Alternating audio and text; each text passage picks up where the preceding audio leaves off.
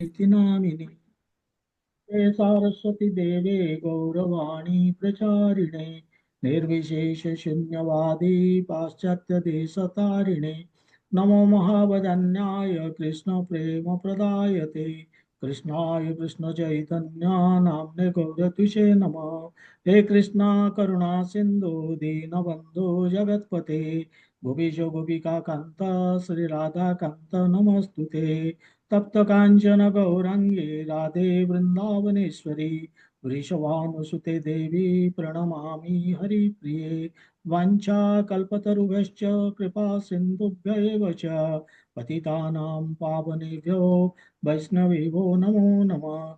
जय श्री कृष्ण चैतन्य प्रभु नित्यानंद श्री अद्वैत गदाधर श्रीवासादि गौरभक्तवृंद। हरे कृष्णा कृष्णा कृष्णा हरे हरे हरे राम राम राम हरे हरे। ओम नमो भगवते वासुदेवाय। ओम नमो भगवते वासुदेवाय। ओम नमो भगवते वासुदेवाय। हरे कृष्ण। आमे 24 नंबर श्लोक कंप्लीट करते आज 25 नंबर श्लोक आमे नवा मु शेयर करुची। ये हूँ 25 नंबर श्लोक। तेरे कृष्ण अर्जुन को जो आत्मज्ञान दौरान ये 16 नंबर रु 16 नंबर श्लोक रु से केवल आत्मार जो गुण क्यारेक्टरिस्टिक्स बा लक्षण से गुड़िक कहते एवं आउ किछि लक्षण ये कहे ये जो वर्तमान ये जो लक्षण कहते ये निषिद्धात्मक लक्षण माने नाही आत्मा देहरे ये जिनस नाही ये तीनोटी कहे से तीनोटी जिनस नाही कौन नाही ये श्लोक आम देखा अवक्ति अव्यक्तवयं चिन्तयं अविकार्ययं उच्यते तस्मादेवं विदित्वैनं नानुशोचितं अर्हसि। एटी कौन कहते ये श्लोक अव्यक्त अयं अयं माने से आत्मा को रेफर कर आत्मा हूँ अव्यक्त माने अप्रकट दृश्य नुहे अचिंत्य अचिंत्य माने याकू ये अकल्पनीय चिंता करहबनी ये जो आत्मा ता विषय रे अविकार्य अविकारी माने अपरिवर्तनीय बोलिकी एमती कहुच्छी कहते कृष्ण निजे कहना जे ये अव्यक्त अयं अचिंत अयं अविकारी अयं ये एमती कहना से कहते उच्यते ये लोक मान ये कहुच्छी बड़ बड़ मनीषी माने कहते तस्माद एवं विदित्वैनं जी एकु विदित्वा एनं यही भली जानूची ये आत्मा को जे ये अव्यक्त अचिंत्य एवं अविकारी नानु शोचितुं अर्हसि बोली कहउचंदी जे से केबे हेले शोक करेनी बा शोक करवा उचित नुहे यही भली कहउचंदी। तबे आमे बर्तमान आलोचना करबा को जीवा एक बंद कर दवा।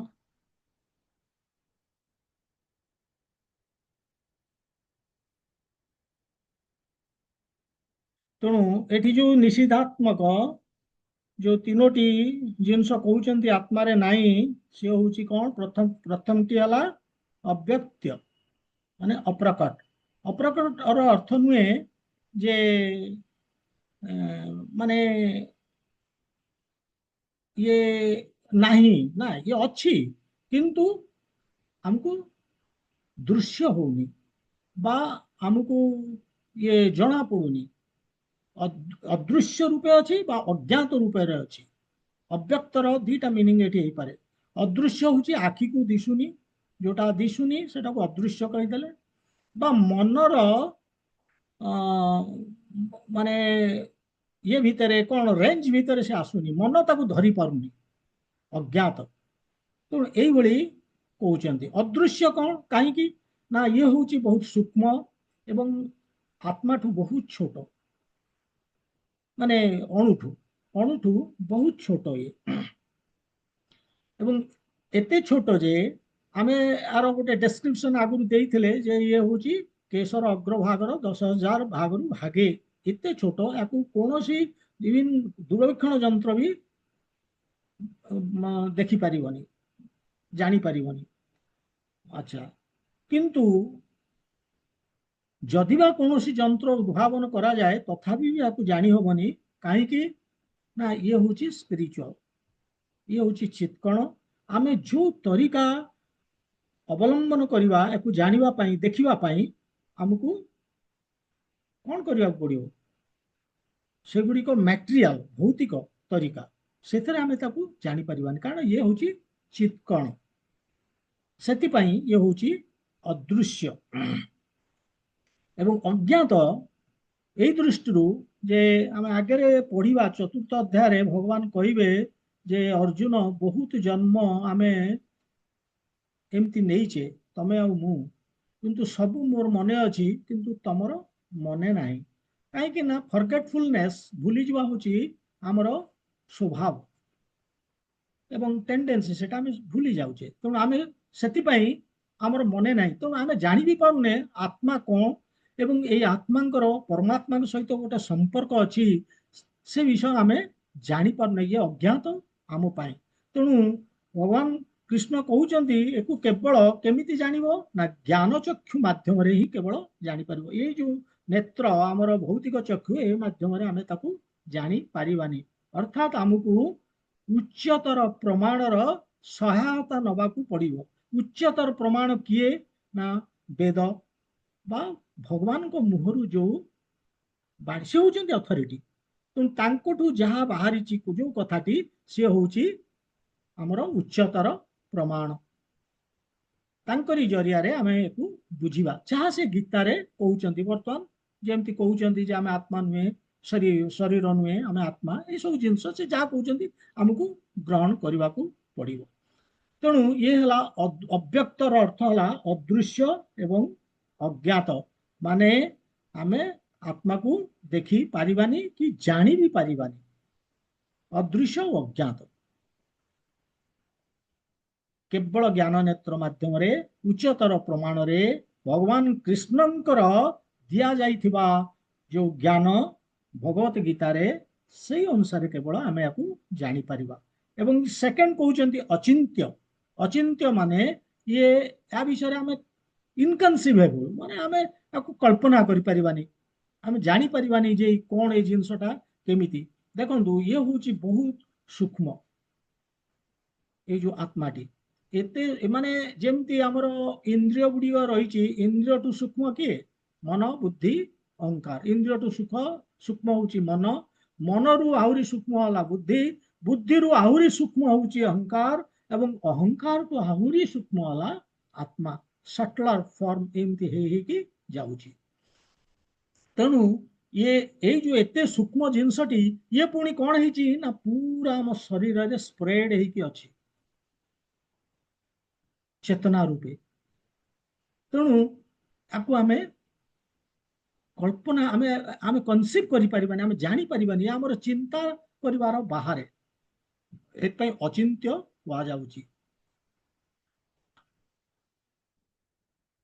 जानवा आमको कौन करने को हम ना जमती आम बापा विषय जानवा आमको कौन करने को आमको माँ को पचारिया कारण माँ हूँ अथॉरिटी से जानी बापा किए सेमती भगवान होती अथॉरिटी कारण ये आत्मा को सृष्टि किए जेकोसी जिनस जी सृष्टि करुच्ची विषय से भल कि जानूची इंजीनियर जदि गोटे मेसीन टे तैयारी करची तार इन्स एंड आउट से जानूची से भगवान जानी आत्मा विषय तेणु आम केवल तांकरी जरिया जापर चिंता करिपरिबा।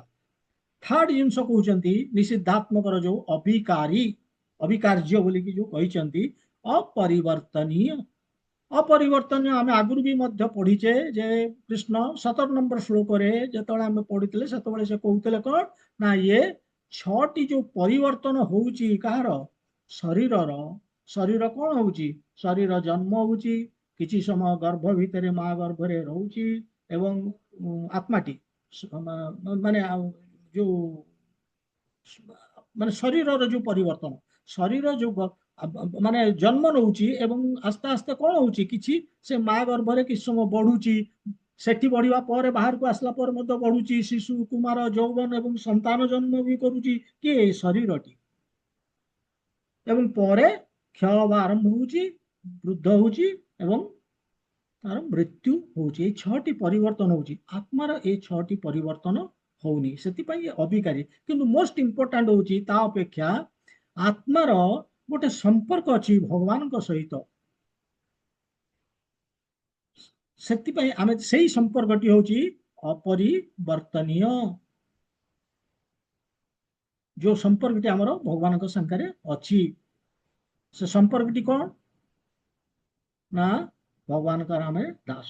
ଯେମିତି ଆମର ଯୋଉ ସମ୍ପର୍କ ଅଛି ସେ ସମ୍ପର୍କ ସବୁବେଳେ ରହିବ। ଯେମିତି ଆମର ବିଷ୍ଣୁଙ୍କର ଦ୍ୱାରପାଳ ଥିଲେ କିଏ, ଜୟ ବିଜୟ,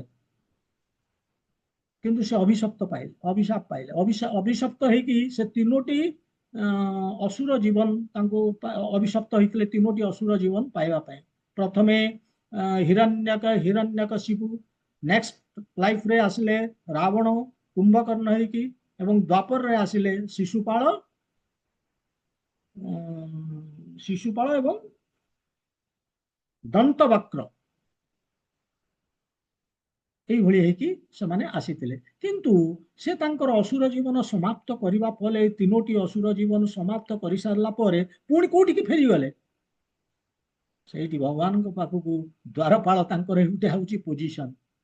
ତେଣୁ ପ୍ରତ୍ୟେକଙ୍କର, ପ୍ରତି ଆତ୍ମାର ଭଗବାନଙ୍କ ସହିତ ଗୋଟେ କିଛି ପ୍ରକାରର ସମ୍ପର୍କ ଅଛି, ୟୁନିକ୍ ସେ ରିଲେସନସିପଟି। ଆମେ ସେମିତି, ଆମେ ବର୍ତ୍ତମାନ ମଧ୍ୟ ଆମେ ସେଇଭଳି ଚାଲିଯିବା, ଫେରିଯିବା। ଆମେ ଯେତେବେଳେ ଆମର ସେ ସମ୍ପର୍କଟି ଆମେ ଜାଣିପାରିବା। ଅଲଗା କଥା, ଆମେ ବର୍ତ୍ତମାନ ଭୁଲି ଯାଇଛେ ସେ ସମ୍ପର୍କଟି। ସେ ସମ୍ପର୍କ ହଉଛି କଣ ନା ଆମେ ହଉଛେ ଭଗବାନଙ୍କର ଦାସ। ତେଣୁ ଏ ସମ୍ପର୍କଟି ହଉଛି ଅବିକାରୀ, ଅପରିବର୍ତ୍ତନୀୟ। ସେଥିପାଇଁ କୃଷ୍ଣ କହୁଛନ୍ତି ଯେ ଏଇଟା ହଉଛି, ଏଇ ଯୋଉ ଆତ୍ମାଟି ହଉଛି କଣ, ଅବ୍ୟକ୍ତ ଅଚିନ୍ତ୍ୟ ଅବିକାରୀ, ତସ୍ମାତ୍ ଏବଂ ବିଦିତ୍ୱା ଏନଂ। ଏଇ ଆତ୍ମାଟିକୁ ଏଇଭଳି ଯେତେବେଳେ ଆମେ ଜାଣୁଛେ ଅର୍ଜୁନ, ଜାଣିଲା ପରେ ଏଥିରେ ଶୋକ ନାନୁଶୋଚିତଂ ଅରହର୍ଷି, ମାନେ ଏଥିରେ ଶୋକ କରିବାର କୌଣସି କାରଣ ନାହିଁ।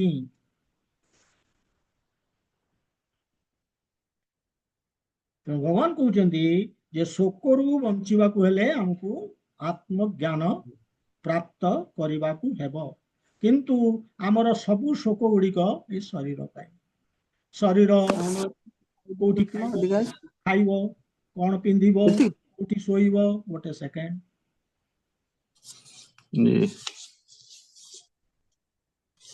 ପୁଣି କଣ କହିଲି ତାର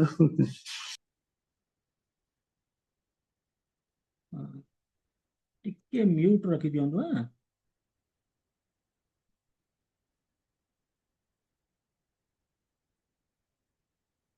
ଗୋଟେ ସେକେଣ୍ଡ।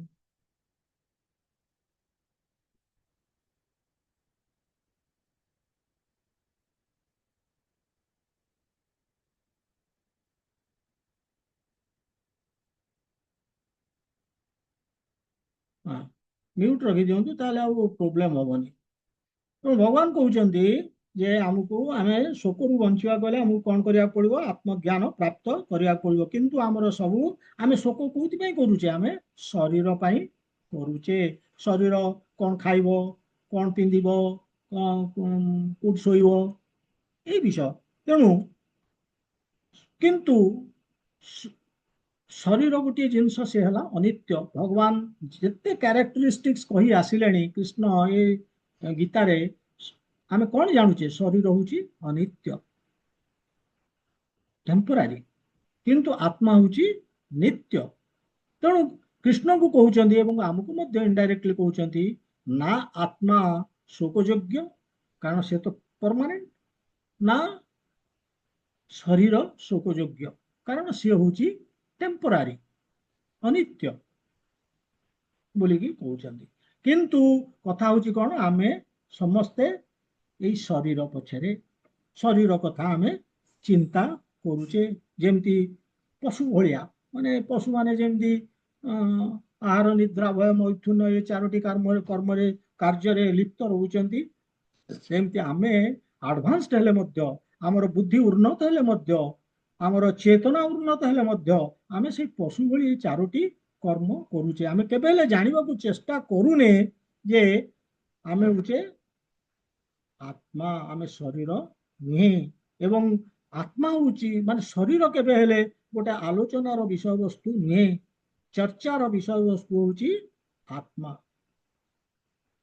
କିନ୍ତୁ ଏ ଆତ୍ମା ଏ ଆତ୍ମା ସମ୍ବନ୍ଧୀୟ ଜ୍ଞାନ ଆମକୁ ମିଳୁନି ବା ଆମେ ଜାଣିପାରୁନେ। ଆମେ ଜାଣିବା କେମିତି? ନା ଯେତେବେଳେ ଆମକୁ ଆମର ଜ୍ଞାନ ଚକ୍ଷୁ ଯେତେବେଳେ ମାଧ୍ୟମରେ ଜାଣିବା, କିନ୍ତୁ ଜ୍ଞାନ ଚକ୍ଷୁଟା ମାଧ୍ୟମରେ ଜାଣିବାକୁ ହେଲେ ଜ୍ଞାନ ଚକ୍ଷୁ ତ ବନ୍ଦ ଅଛି ନା। ଜ୍ଞାନ ଚକ୍ଷୁ ବନ୍ଦ ଅଛି, ତାକୁ ସେ ଖୋଲିବ କେମିତି? ଯେମିତି ଚର୍ମ ଚକ୍ଷୁଟି ଖୋଲୁଛି, କେମିତି ଖୋଲୁଛି? ନା ଶବ୍ଦ। କାନରେ ଯଦି ଶବ୍ଦ ପଶିଲା, ଆଲାରାମ ବାଜିଲା, ତାହେଲେ ମୁଁ ଉଠିଲି, ମୋ ଆଖି ଖୋଲିଲା, ଚର୍ମ ଚକ୍ଷୁ ଖୋଲିବ। ବା ଯଦି କେହି ମତେ ଡାକିଦେଲେ, ଶବ୍ଦ ଆସିଲା, କାନରେ ପଶିଲା ଏବଂ ମୁଁ ଉଠିଲି। ସେମିତି ଶବ୍ଦରେ ଜ୍ଞାନ ନେତ୍ର ବି ଖୋଲିବ। କୋଉ ଶବ୍ଦ? ସେ ହଉଛି ଭଗବାନଙ୍କର ଦିବ୍ୟ ବାଣୀ। ଯୋଉ ବାଣୀ ବର୍ତ୍ତମାନ ଗୀତାରେ ସେ ଦଉଛନ୍ତି, ସେ ବାଣୀ ଯେତେବେଳେ ଆମେ ଶୁଣିବା, ଆମର ଜ୍ଞାନ ନେତ୍ର ଖୋଲିବ ଏବଂ ଆମେ ଆତ୍ମଜ୍ଞାନ ଆମକୁ ପ୍ରାପ୍ତ ହେବ। ଇଏ ହଉଛି ପ୍ରଥମ, ଯେ ଭଗବାନଙ୍କର ଦିବ୍ୟ ବାଣୀ ଆମେ ଯେତେବେଳେ ଶୁଣିବା। ସେକେଣ୍ଡ, ଯେତେବେଳେ ଭଗବାନଙ୍କର ପବିତ୍ର ନାମର ଦିବ୍ୟ ଧ୍ୱନି ଆମ କାନରେ ପଶିବ, ହରେ କୃଷ୍ଣ କୃଷ୍ଣ କୃଷ୍ଣ ହରେ ହରେ, ହରେ ରାମ ରାମ ରାମ ହରେ ହରେ। ଯେତେବେଳେ ଏ ଜିନିଷ ଆମ କାନରେ ପଶିବ, ଦିବ୍ୟ ବାଣୀ ଆଉ ଦିବ୍ୟ ଧ୍ୱନି, ଏ ଦୁଇଟି, ତାହେଲେ ଆମେ ବୁଝିପାରିବା ଯେ ଆତ୍ମା କେମିତି ଅବିକାରୀ, ଅବ୍ୟକ୍ତ ଏବଂ ଅଚିନ୍ତ। ତାହେଲେ ଆମେ ଆଉ ଶୋକ କରିବାନି। ଆମେ ଆମର ସମ୍ପର୍କ ଭଗବାନଙ୍କ ସହିତ ଯୋଉ ସମ୍ପର୍କ ଅଛି, ସେ ସମ୍ପର୍କ ଆମେ ଜାଣିପାରିବା ଏବଂ ତାକୁ ତାର ପୁନର୍ସ୍ଥାପନ କରିବା ପାଇଁ ଆମେ ଚେଷ୍ଟା କରିବା। ଇଏ ହେଲା 25 ନମ୍ବର ଶ୍ଲୋକ। ଆମେ ଯିବା ବର୍ତ୍ତମାନ 26 ନମ୍ବର ଶ୍ଲୋକକୁ।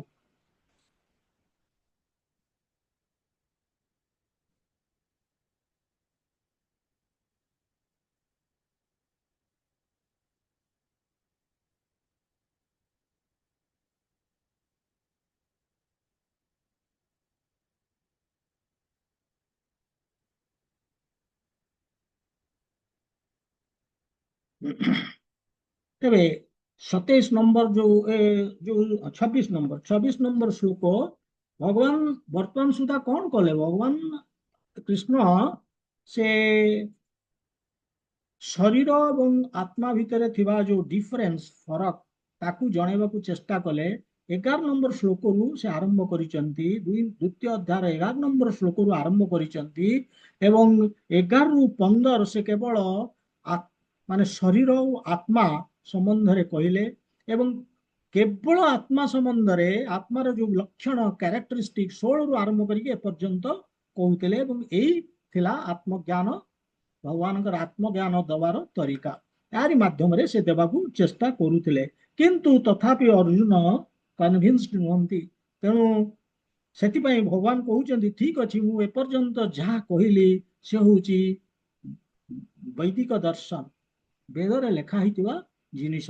ଏବଂ ଯଦି ସେଥିରେ ତମେ ସାଟିସ୍ଫାଇଡ ନୁହଁ ଅର୍ଜୁନ, ତାହେଲେ ବର୍ତ୍ତମାନ ଆଉ କିଛି ଫିଲୋସଫି କହୁଛି, ଯୋଉଟା କି ଏଥେଷ୍ଟିକ ଫିଲୋସଫି ଆମେ ତାକୁ କହିବା, ନାସ୍ତିକବାଦ ଫିଲୋସଫି। ଯାହା କହୁଥିଲେ ଏଇଟା ଆସ୍ତିକବାଦ, ଅର୍ଥ ଆତ୍ମା ଅଛି, ପରମାତ୍ମା ଅଛି, ଇଏ ହଉଛି ମାନେ ଏକ୍ଜିଷ୍ଟେନ୍ସ ଅଫ ସୋଲ, ସୁପର ସୋଲ। ଏ ଜିନିଷଟା ଭଗବାନ ଆଗରୁ କହି ଆସିଲେ ଏପର୍ଯ୍ୟନ୍ତ, କିନ୍ତୁ ବର୍ତ୍ତମାନ ସେ ଯେ ସୋଲ ନାହିଁ ସେଇ ବିଷୟ କହିବେ। ଇଏ ହଉଛି ଆସ୍ତିକବାଦୀ ଫିଲୋସଫି, ଯେ କହୁଛନ୍ତି ଏଇଥିରେ ସାଟିସ୍ଫାଇଡ ହବାକୁ ଚେଷ୍ଟା କର। ତେଣୁ କଣ ସେ ବର୍ତ୍ତମାନ କହିବେ ସେଟା ଦେଖିବାକୁ ଆମେ ଯିବା। 26 ନମ୍ବର ଏଠି କହୁଛନ୍ତି, ଅଥଚ ଏନଂ ନିତ୍ୟ ଜାତಂ ନିତ୍ୟଂ ବା ମନ୍ୟସେ ମୃତଂ ତଥାପି ତ୍ୱଂ ମହାବାହୋ ନୈନଂ ଶୋଚିତୁଂ ଅର୍ହସି। ଏଠି କଣ କହୁଛନ୍ତି, ତାକୁ ଭାଙ୍ଗିକି ଦେଖନ୍ତୁ। ଅଥଚ ମନ୍ୟସେ, ଯଦି ଭାବିଛନ୍ତି ଅର୍ଜୁନ, ଯଦି ଏଇଆ ଭାବିଛନ୍ତି, କଣ ଭାବିଛନ୍ତି? एनं ये आत्मा नित्य जातम सबुबले जन्म होची बा किंबा एवं नित्यं मृतम सबुबले मरुची ए आत्मा जदि तुम भावुच सबुबले जन्म होची एवं सबुबले मरुची तथापि त्वं महाबाहो हे महाबाहो तथापि न एनं शोचितुंग हर्षि एथरे शोक करिवार कौनसी कारण नाही। तेबे भगवान एथरे कौन कहवा चाहते श्लोक एक्जाक्टली से कहते गोटे सेकेंड आपको बंद कर दिया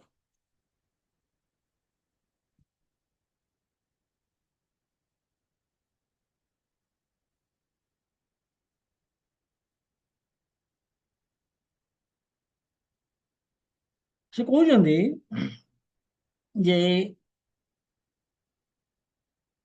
जो आमर साइंटिफिक फिलोसफी आधुनिक वैज्ञानिक मत जो अच्छी जे सोल बोली गोटे किसी जिनस नाही से माने कहती ये जो वैज्ञानिक माने एवं मॉडर्न फिलोसोफर्स एमाने कहती सोल बोली किसी जिनस नाही एवं जीवनटा आसुची कोठू ना भौतिक पदार्थ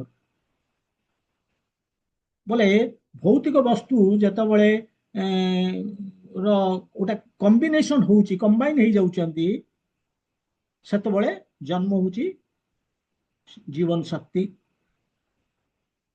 जेमती बुद्धिस्ट माने कहती जे केते गुड़िए भौतिक पदार्थ मिशीगला परे से गोटे जीवन शक्ति आसुची एवं एवं निर्वाणर अर्थ होउची जेतबळे सेही भौतिक पदार्थ गुड़िक डिसमेंटल हो जाउची डिसइंटीग्रेट हो जाउची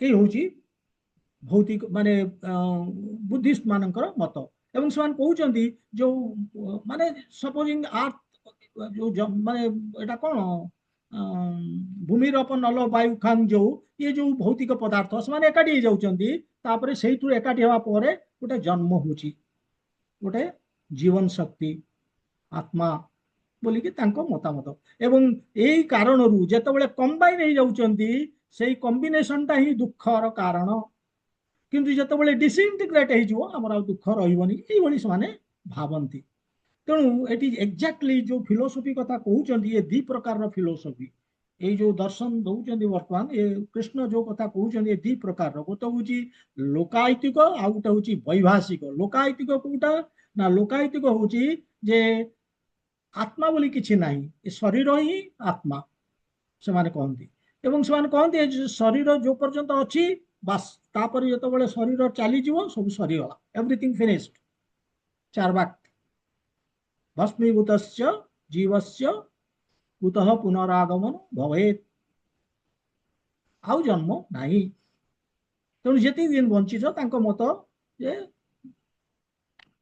ऋण कर कि चोरी कर कि भिक माग बास राजकीय स्टाइल रे बंचिवा ऋणं पीत्वा घृतं पीत्वा ऋणं कृत्वा घृतं पिबेत यही से कही तेरे जाऊ ये हूँ लोकायतिक फिलोसफी आ गोटे हूँ माने लोकायतिक फिलोसफी कौन है ना शरीर ही हूँ आत्मा आत्मा बोली गोटे किसी जिनस ना ये शरीर टी सफा हो गले सरीगला आ जन्म ना वैभाषिक फिलोसफी कहते कौन ना ये बुद्धिस्ट फिलोसफी से मत है जे जो शरीर और आत्मा ये दीटा को भिन्न भिन्न दीटा जिनस किंतु शरीर जन्म जितेबाला जन्म होची आत्मा भी जन्म होची एवं शरीर जमती जितेबाला मरुची आत्मा भी मरुची शरीर जमती डेटोरेट करी करी करी की शरीर मृत्यु होची सेमती आत्मा मध्य तार डेटोरेशन होची एवं मृत्यु होची तेणु दीटाक शरीर और आत्मा जन्म होचंती एवं मृत्यु होचंती ये हूँ वैभाषिक फिलोसफी बुद्धिस्ट फिलोसफी तेणु यही आम देखिले जे कॉम्बिनेशन भगवान कहया उद्देश्य जे बहुत लोग जो कहते जे कॉम्बिनेशन ऑफ फिजिकल एलिमेंट्स ସେମାନେ କଣ ହଉଛି ନା ଗୋଟେ ସଟନ ଷ୍ଟେଜ ରେ କେତେ ଗୁଡିଏ ଭୌତିକ ପଦାର୍ଥ ଏକାଠି ହଉଛନ୍ତି ଏବଂ ତାଙ୍କର ଭୌତିକ ଆଉ ରାସାୟନିକ କ୍ରିୟା ପ୍ରକ୍ରିୟା ଯୋଉ ହଉଛି ସେଇଥିରୁ ଜୀବନ ଶକ୍ତି ବାହାରୁଛି, ଆତ୍ମା ସେଇଥିରୁ ସୃଷ୍ଟି ହଉଛି, ଏଇଭଳି ତାଙ୍କର ଚିନ୍ତାଧାରା। ତେଣୁ ଏଇ ଜିନିଷଟି ଯୋଉ ଭଗବାନ କହୁଛନ୍ତି ଏଇଟା ଅର୍ଜୁନଙ୍କ ପାଇଁ କଣ କନଭିନ୍ସିଂ ହବ? ଅର୍ଜୁନଙ୍କୁ ସେ କହିବା ଉଦ୍ଦେଶ୍ୟ, ଯଦି ଭୌତିକ ଏଲିମେଣ୍ଟରୁ ମାନେ ଭୌତିକ ପଦାର୍ଥରୁ ଏବଂ ରାସାୟନିକ ପଦାର୍ଥ ଏଇଭଳି କମ୍ବାଇନ ହେଇକି ଯଦି ଜୀବନ ଶକ୍ତି ସୃଷ୍ଟି ହଉଛି ଆଉ ସେମାନେ ଯଦି ନଷ୍ଟ ବି ହେଇଯାଉଛନ୍ତି, ତା ମୃତ୍ୟୁ ଅର୍ଥ ସେମାନେ ନଷ୍ଟ ହେଇଗଲେ, ଏଥିପାଇଁ ଦୁଃଖ କାହିଁ କରିବା? ଏମିତି ତ ବହୁତ ରସାୟନ ଜିନିଷ, କେମିକାଲ ଜିନିଷ ଆମର ଯୁଦ୍ଧରେ ନଷ୍ଟ ହଉଛି, ତା ପାଇଁ କିଏ ଦୁଃଖ କରୁଛି? ଗୋଟେ ବିଲ୍ଡିଂଟେ ତିଆରି ହେଇଛି ଭୌତିକ ପଦାର୍ଥରେ ତିଆରି, ଏଇ ଭୂମିରପ ନଲ ବାୟୁ ଖାଙ୍ଗ ଏଇଥର ତ ତିଆରି ହେଇଛି, ସେତେବେଳେ ଡିସମାଣ୍ଟଲ ହେଇଯାଉଛି, ତା ପାଇଁ କିଏ ଦୁଃଖ କରୁଛି? ତେଣୁ ଏଇଭଳିଆ ଯଦି ଶରୀରଟେ ଏଇଥିରେ ତିଆରି ହେଇଛି ଏବଂ ସେଇଥିରେ ଜୀବନ ଶକ୍ତି ଆସିଥିଲା ଏବଂ ସେ ଡିସମାଣ୍ଟଲ ହେଇଯାଉଛି ବା ଡିସଇଣ୍ଟିଗ୍ରେଟ ହେଇଯାଉଛି ଏବଂ ସେ ତାକୁ ହିଁ ଆମେ ମୃତ୍ୟୁ କହୁଛେ, ଏତ ଦୁଃଖ କରିବାର କଣ ଅଛି? ଇଏ ପ୍ରଥମ। ସେକେଣ୍ଡ କହୁଛନ୍ତି, ଯଦି କେହି କହୁଛନ୍ତି ଯେମିତି ବୁଦ୍ଧିଷ୍ଟ ମାନେ ଯେ ଆତ୍ମା ଜନ୍ମ ହଉଛି ସେଇ ଭୌତିକ ଆଉ ରାସାୟନିକ ପ୍ରକ୍ରିୟାରେ ଏବଂ ମୃତ୍ୟୁ ବି ହଉଛି, ଜନ୍ମ ହଉଛି ମୃତ୍ୟୁ ହଉଛି, ତାହେଲେ ବି ଦୁଃଖ କରିବାର କଣ ଅଛି? କାହିଁକି ନା ଆତ୍ମା, ମ୍ୟୁଟ କରିଦିଅନ୍ତୁ, ଆତ୍ମା ଯଦି ମରି ଯାଉଛି ତାହେଲେ ଅର୍ଜୁନ ଯୋଉ କହୁଥିଲେ ଯେ ମତେ ପାପ ଲାଗିବ, ଜନ୍ମ ହେଲେ ସିନା ଆଉ ଥରେ ପାପ ଲାଗିବ, ପାପଟା ଭୋଗିବି, ଆଉ ତ ଜନ୍ମ ହବାର ନାହିଁ।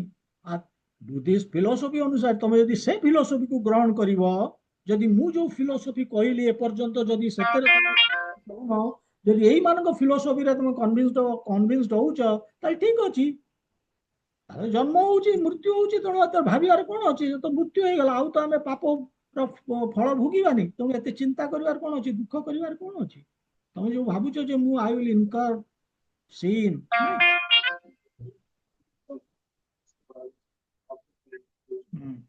ମ୍ୟୁଟ କରନ୍ତୁ, ଡିଷ୍ଟର୍ବାନ୍ସ ହଉଛି। ତ ଏଇଭଳି କୃଷ୍ଣ କହୁଛନ୍ତି, ଅର୍ଜୁନକୁ ବୁଝାଉଛନ୍ତି, ସେଥିପାଇଁ କହୁଛନ୍ତି ମହାବାହୁ, ଟିକେ ଟଣ୍ଟିଂଲି କହୁଛନ୍ତି, ସାର୍କାଷ୍ଟିକାଲି, ଯେ ତମେ ହଉଛ ମାନେ ମହାବାହୁ, ମାଇଟି ଆର୍ମ, ପରାକ୍ରମଶାଳୀ, ଏବଂ ତମେ ନିଶ୍ଚିତ ରୂପେ ମୁଁ ଜାଣୁଛି ଯୋଉ ଏଇ ଯୋଉ ପ୍ରକାର ଫିଲୋସଫି, ଏଥିରେ ତମେ ବିଶ୍ୱାସ କରିବନି, ତମେ କରିବ ଯାହା ମୁଁ କହିଛି, ଯୋଉ ଆତ୍ମା ଆଉ ଶରୀର ବିଷୟରେ ଯାହା ମୁଁ କହିଛି, ଆତ୍ମା ନିତ୍ୟ, ଶରୀର ଅନିତ୍ୟ, ଆମେ ଶରୀର ନୁହେଁ ଆତ୍ମା, ଏଇଥିରେ ତମେ ବିଶ୍ୱାସ କରିବ। ସେଥିପାଇଁ ସେ କହୁଛନ୍ତି ତମେ ମହାବାହୁ, ତମେ ସେ ଫିଲୋସଫିରେ ବିଶ୍ୱାସ କରିବନି। ତେଣୁ ଏଥିରେ ଲର୍ଣ୍ଣିଂ ପଏଣ୍ଟ କଣ ହେଲା, ଆମର ଶିଖିଲେ କଣ, ଯେ ବିଭିନ୍ନ ଫିଲୋସଫି, ଭଗବାନ ଚେତାବନୀ ଦଉଛନ୍ତି ଯେ ଆମ ଚାରି ପାଖରେ ବିଭିନ୍ନ ଫିଲୋସଫି ରହିଛି, ଆଉ ଯୋଉ ଫିଲୋସଫି ହଉଛି ମ୍ୟାନ ମେଡ୍ ଫିଲୋସଫି, ମାନେ ଏଇ ହ୍ୟୁମାନ ବିଙ୍ଗ, ଆମର ମଣିଷ ତିଆରି କରିଛନ୍ତି ଏ ଫିଲୋସଫି। ତେଣୁ କୋଉ ଫିଲୋସଫି ଠିକ, ଯୋଉଟା ଭଗବାନଙ୍କ ମୁହଁରୁ ବାହାରିଛି ସେ ଫିଲୋସଫିକୁ ଆମେ ଗ୍ରହଣ କରିବା, ନା ନାଇଁ ମଣିଷ ଯୋଉ ସୃଷ୍ଟି କରିଛି ଦର୍ଶନ ଶାସ୍ତ୍ର, ତାକୁ ଆମେ ବିଶ୍ୱାସ କରିବା, ସେଇଥିରେ ଆମେ ଚାଲିବା। ତେଣୁ ଅପସନ ଆମ ପାଖରେ, ସେଥିପାଇଁ ଆମକୁ ଚିନ୍ତା କରିବାକୁ ହବ। ଏମିତି ବି ହେଇପାରେ ଏଇ ଯୋଉ ଫିଲୋସଫିକୁ ଆମେ ଗ୍ରହଣ କରି ଗୋଟେ ସମୟ ଆସିବ, ଆମକୁ ବଡ କଷ୍ଟ ହବ, ଯେ ଆମେ ଯେତେବେଳେ ଜାଣିବା ଯେ ଆମେ ଗଲତ ରାସ୍ତାରେ ଚାଲିଗଲେ ଏବଂ ସେତେବେଳେ ସମୟ ନଥିବ ଏବଂ ଆମକୁ ଗୋଟେ ବଡ ଧୋକା ସେତେବେଳେ ଲାଗିବ ଏବଂ ଆମେ ଆମେ ଭାଙ୍ଗି ପଡିବା। ତେଣୁ ଏ ପରିସ୍ଥିତି ନ ହବା ପାଇଁ ଆମକୁ ନବାକୁ ପଡିବ କୋଉ ଫିଲୋସଫି, ନା ଯୋଉ ଫିଲୋସଫି ଆସିଛି ଆବସଲ୍ୟୁଟ ଟ୍ରୁଥରୁ, ପରମ ସତ୍ୟରୁ, ସେ ଫିଲୋସଫିକୁ ଆମକୁ ଗ୍ରହଣ କରିବାକୁ ପଡିବ, ଯୋଉଟା ପରମ ପୁରୁଷୋତ୍ତମ ଶ୍ରୀକୃଷ୍ଣ ଭଗବାନ ଗୀତାରେ ଯୋଉ ଫିଲୋସଫି ଦେଇଛନ୍ତି ଯେ ଆମେ ଆତ୍ମା ଶରୀର ନୁହେଁ, ସେଇ ଜିନିଷକୁ ଆମକୁ ଗ୍ରହଣ କରିବାକୁ ପଡିବ। ଏବଂ ଆମର ଯୋଉ କନଷ୍ଟିଟ୍ୟୁସନାଲ ପୋଜିସନ, ଆମର ଯୋଉ ସ୍ୱରୂପ, ସେ ହଉଛି ଆମେ ଭଗବାନଙ୍କର ନିତ୍ୟ ଦାସ, ଆମେ ତାଙ୍କୁ ଭଲ ପାଇବା ଏବଂ ତାଙ୍କର ସେବା କରିବା ଏବଂ କୌଣସି ମତେ ଆମେ ତାଙ୍କ ସାଙ୍ଗରେ ତାଙ୍କ ଯୋଉ ସମ୍ପର୍କ ଅଛି ସେ ସମ୍ପର୍କଟି ପୁନର୍ସ୍ଥାପନ କରିବା, ଇଏ ହଉଛି ଆମର ଲକ୍ଷ୍ୟ। ପୁନର୍ସ୍ଥାପନ କେମିତି କରିପାରିବା? କେବଳ ଗୋଟିଏ ବାତ, ଯେମିତି ମୁଁ କହିଥିଲି ଯୋଉ ଆମର ଷୋଡଶକମ୍ ନାମ ନାମ कली कल माने इति षोडश षोडशकम नाम नाम कली कलमश नाशनम ना तो परतो उपाय सर्ववेदेषु दृश्यते। सबु वेदर मत होची कली जुगरे केवल गोटे बाट एई 16टी शब्द हरे कृष्ण कृष्ण कृष्ण हरे हरे हरे राम राम राम हरे हरे। यही हमको भगवान सांगरे जो आमर संपर्क हजि जाइए नष्ट हो जाइए आमे ताकू भूली जाइए से हमको पुनर्जीवित करिवो। यही होची केवल गोटे बाट आउ बाट नाही। तबे एतिकरे आमे आजी आउ जीवानी आगु समय होबनी आउ 3-4 मिनिट अछि। तो मु जानिबा को चाहूची जे आमे एते दिन हेलानी आलोचना करूचे के माने केते सब वीडियो ऑन कर दियंतु एवं कहंतु हाथ टेकंतु केते जण हरे कृष्ण महामंत्र जपटी जपुचंती मु जानिबा चेष्टा करूची हाथ टेकंतु गोटे रेज हैंड अच्छी ऑप्शन आपनक पाखरे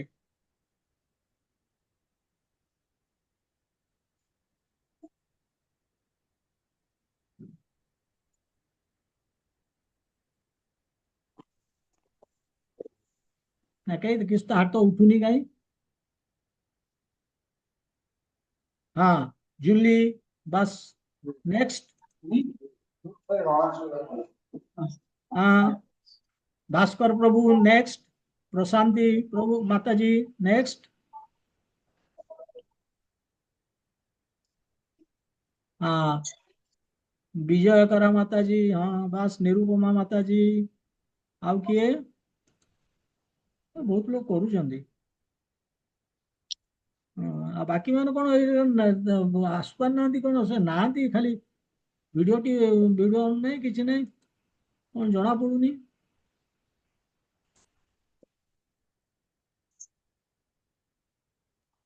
ସମସ୍ତେ କରିବା ଦରକାର ଏଇ ଗୋଟିଏ ହଉଛି ବାଟ ଆଉ ଉପାୟ ନାହିଁ।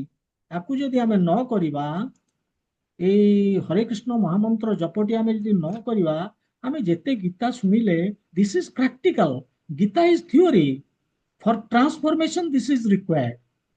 ଆମେ ଯଦି ନିଜକୁ ଟ୍ରାନ୍ସଫର୍ମ କରିବାକୁ ଚାହୁଁଛେ ଆମେ ଯଦି ଏ ଫିଲୋସଫିକୁ ଗ୍ରହଣ କରିବାକୁ ଚାହୁଁଛେ ଏବଂ ଆମେ ଯଦି ଠିକ ରାସ୍ତାରେ ଯିବାକୁ ଚାହୁଁଛେ ଯୋଉ ରାସ୍ତା ଭଗବାନ ଆମକୁ ଦେଖଉଛନ୍ତି ତାହେଲେ ଆମ କେବଳ ଗୋଟିଏ ହଉଛି ତାଙ୍କର ହୋଲି ନେମ୍ ପବିତ୍ର ନାମ ଆଉ ବାଟ ନାହିଁ କୌଣସି ବାଟ ନାହିଁ। ଆଉ କରିକି ଥରେ ଦେଖନ୍ତୁ ଆପଣ ଯେତେବେଳେ ଷୋଳମାଳାରେ ପହଞ୍ଚିବେ ତାପରେ ଦେଖିବେ ଆପଣଙ୍କ ଜୀବନର ପରିବର୍ତ୍ତନ କଣ ହଉଛି କିଭଳି ଆପଣ ମାଇଣ୍ଡର କଣ୍ଟ୍ରୋଲ ଆସୁଛି କେତେ ଆପଣ ଆନନ୍ଦ ସୁଖ ଯୋଉ ଖୁସି ସେଗୁଡା କେତେ ମିଳୁଛି ଆପଣ ଜାଣିପାରିବେ। ଆସ୍ତେ ଆସ୍ତେ ଆସ୍ତେ ଆସ୍ତେ ଆପଣଙ୍କର ବହୁତ ଜିନିଷ ମନ ଛାଡିଯିବ ଯୋଉଥିରେ ଆପଣଙ୍କୁ ଆପଣ ଯୋଉ ଭୋଗ ଜିନିଷଟା ଆପଣଙ୍କୁ ଜୀବନରେ ହଉଛି କଣ ନା ସିଏ ହଉଛି ଅବଷ୍ଟାକଲ। ଆମର ଯୋଉ ସ୍ପିରିଚୁଆଲ ପ୍ରୋଗ୍ରେସ ପାଇଁ ଏବଂ ସୁଖ ପାଇଁ ଖୁସି ପାଇଁ ଇଏ ହଉଛି ଅବଷ୍ଟାକଲ ହଉଛି ଆମର ଭୋଗ ଜିନିଷଟା ସେ ଭୋଗରୁ ଆମର ଆସ୍ତେ ଆସ୍ତେ କମିଯିବ। ତେଣୁ ଆମକୁ ଏଇଟା କରିବାକୁ ପଡିବ। ମୁଁ ନେକ୍ସଟ କ୍ଲାସରେ ଦେଖିବି ଯେ ଇଏ ତ ମୁଁ ଦେଖିଲି ବର୍ତ୍ତମାନ ହଁ ସ୍ମୃତି ଲେଖା ମାତାଜୀ ହଁ ସମସ୍ତେ ଏମାନେ ବହୁତ ଏମାନେ ଅଛନ୍ତି ଅନେକ ମୁଁ ଜାଣିଛି ସେମାନେ କରୁଛନ୍ତି। ହଁ, ଆଉ କେତେ ଜଣ ଯୋଉମାନେ ନୂଆ ସେମାନେ ଏପର୍ଯ୍ୟନ୍ତ ତାଙ୍କ ଭିତରୁ ଅଳ୍ପ ମୁଁ ଜାଣିଲି କରୁଛନ୍ତି ଅନ୍ୟମାନେ କରିପାରୁନାହାନ୍ତି। ହରେକୃଷ୍ଣ ମହାମନ୍ତ୍ର ଜପଟିକି ମାଳି ଆଣିବା ମାଲା ଯୋଉଟା ମିଳୁଛି ଇସ୍କନରେ ସେ ନିମରେ ହଉ ବା ବେଲ କାଠରେ ହଉ ଯୋଉଥିରେ ତିଆରି ହେଇଥିବ ତୁଳସୀଟି ଆଣନ୍ତୁନି ହେଲେ ତାକୁ ଆଣିକି ଗୋଟିଏ ବିଟ୍ ବ୍ୟାଗ ତା ଭିତରେ ରଖନ୍ତୁ ଏବଂ କରନ୍ତୁ ଜପନ୍ତୁ। ଥରେ ଆରମ୍ଭ କରନ୍ତୁ ଆରମ୍ଭ କଲା ପରେ ଇଟ୍ସ ନଟ୍ ଦ୍ୟାଟ୍ କି ଇନିସିଆଲି ଆପଣ 16 ରାଉଣ୍ଡ କରିବେ କୌଣସି ଏଥିରେ ଏଇଟା ସମ୍ଭବ ନୁହେଁ ବି ଆପଣଙ୍କ ପାଖରେ ଟାଇମ ବି ନାହିଁ ଆପଣ ତାକୁ ମ୍ୟାନେଜ କରିପାରିବେ ବଟ୍ ୟୁ ଷ୍ଟାର୍ଟ। ଯେତେବେଳେ ଷ୍ଟାର୍ଟ କରିବେ କଣ ହବ ନା ଆସ୍ତେ ଆସ୍ତେ ଆସ୍ତେ ଆସ୍ତେ ଆପଣଙ୍କର ଇଚ୍ଛା ହବ ଏଟାକୁ ବଢିବା ପାଇଁ ଏବଂ ଆପଣଙ୍କର ଟାଇମ ମ୍ୟାନେଜମେଣ୍ଟ ଆଉ ପ୍ରୋବ୍ଲେମ ହବନି ଯେଟା ଆସ୍ତେ ଆସ୍ତେ ଆସ୍ତେ ଆସ୍ତେ ଆପଣ ନିଜେ ତାକୁ ବଢେଇ ପାରିବେ। ଏମିତି ଏଇ ପ୍ରକ୍ରିୟାରେ ମୁଁ ବି ମଧ୍ୟ ଯାଇଥିଲି। ମୁଁ କଣ ଇନିସିଆଲି 16 ରାଉଣ୍ଡ କରିଥିଲି କେବେ ନାହିଁ। ମୁଁ ଏମିତି ଗୋଟେ ରାଉଣ୍ଡ କରୁଥିଲି କେତେବେଳେ 2 ରାଉଣ୍ଡ ହେଲା ସକାଳେ କେତେବେଳେ ଉପରବେଳା କେତେବେଳେ ଏମିତି ହେଇକି 2 ରାଉଣ୍ଡ 4 ରାଉଣ୍ଡ ହେଇକି 16 ରାଉଣ୍ଡରେ ପହଞ୍ଚିଗଲି। ସେମିତି ଆପଣ ମାନେ ମଧ୍ୟ ପହଞ୍ଚିଯିବେ। ହଉ 6 ମାସ ଲାଗୁ ବର୍ଷେ ଲାଗୁ ଗୋଟେ ଜିନିଷ ହଉଛି ଏଫର୍ଟ କଲା ମାନେ ଭଗବାନ ଜାଣିବେ ଯେ ଇଏ ଏଫର୍ଟ କରୁଛି से विजिलेंट अछंती एवं एफर्ट कला माने से जानी देले जे हाँ one step you go ahead से पळे आसीबे 3 स्टेप्स तम पाखु एटा होची तो हमकु एटा କରିବାକୁ ପଡିବ। ମୁଁ ନେକ୍ସଟ କ୍ଲାସରେ ଦେଖିବି ଯେ ଅନ୍ୟମାନେ ଆରମ୍ଭ କରିଛନ୍ତି ଏବଂ ବିଟ୍ ବ୍ୟାଗ ଆଣିଛନ୍ତି, ମାଳା ଆଣିଛନ୍ତି ଏବଂ କରୁଛନ୍ତି, ଯୋଉମାନେ କରିନାହାନ୍ତି ଏପର୍ଯ୍ୟନ୍ତ। ଶୁଣନ୍ତୁ, କିଛି କଥା ନାହିଁ, ଖାଲି ଶୁଣିକି ଆମେ ଯଦି ନ କରିବା ଆମର କିଛି ଲାଭ ନାହିଁ। ଆମକୁ ସମୟ ବାହାର କରିବାକୁ ପଡିବ ଏବଂ ସମୟ ଅଟୋମେଟିକାଲି ବାହାରିଯିବ ୱାନ୍ସ वी ଷ୍ଟାର୍ଟ। ଥରେ ପରୀକ୍ଷା କରିକି ଦେଖନ୍ତୁ, ଗୋଟେ ରାଉଣ୍ଡ କରନ୍ତୁ, ତାପରେ ଦେଖିବେ ଯେ you will feel like increasing your round. ଲାଗିବ ଯେ 2 ରାଉଣ୍ଡ କରିବି, 3 ରାଉଣ୍ଡ କରିବି ଏବଂ ସେଥିରେ ଖୁସି ଲାଗିବ। କରନ୍ତୁ, ଏ ହଉଛି 90% of our spiritual life. Okay, so ଆଜି ବିରାମ ହେଇଯାଇଛି, ଆମେ ଏଇଠି ରହିବା। ଆଉ ଆସ୍ତେ ଆସ୍ତେ 30 ନମ୍ବର ଶ୍ଲୋକ ହଉଛି କନକ୍ଲୁଜନ ଆତ୍ମଜ୍ଞାନର। ଆମେ ସେଇଠି ପହଞ୍ଚିଲା ପରେ ପୁଣି ଆଉ ଗୋଟେ ଅଲଗା ସେକ୍ସନ ଆରମ୍ଭ ହବ। ଭଗବାନ ଧୀରେ ଧୀରେ ଧୀରେ ଧୀରେ ଆମକୁ ଉପରକୁ ଉଠଉଛନ୍ତି। ଆମର ଚେତନା, ଆମର ଚିନ୍ତାଧାରାକୁ ଆମକୁ ଆସ୍ତେ ଆସ୍ତେ କେମିତି ଉପରକୁ ଉଠେଇବେ, ହାଉ ହି ଇଜ ହେଲ୍ପିଂ ଆମେ ଦେଖିବା। ସେ ଆମକୁ ସାହାଯ୍ୟ କରିବେ। ଆମ ପାଖରେ କୌଣସି ଜ୍ଞାନ ନାହିଁ, ବୁଦ୍ଧି ନାହିଁ, କି ଆମ ପାଖରେ କୌଣସି ସାମର୍ଥ୍ୟ ବି ନାହିଁ, ସବୁ ତାଙ୍କର, ସେ ହିଁ କରେଇବେ। ତେଣୁ ଆମକୁ ଖାଲି ଧୈର୍ଯ୍ୟ ସହିତ ୱେଟ୍ କରିବାକୁ ପଡିବ ଏବଂ ଆଗକୁ ବଢିବାକୁ ପଡିବ। ଆଜି ସମୟ ହେଇଯାଇଛି, ଆମେ ବିରାମ ନବା। ग्रंथराज श्रीमद् भगवद गीता की जय, श्रीला प्रभुपाद की जय, गौर भक्त वृंद की जय। हरे कृष्ण।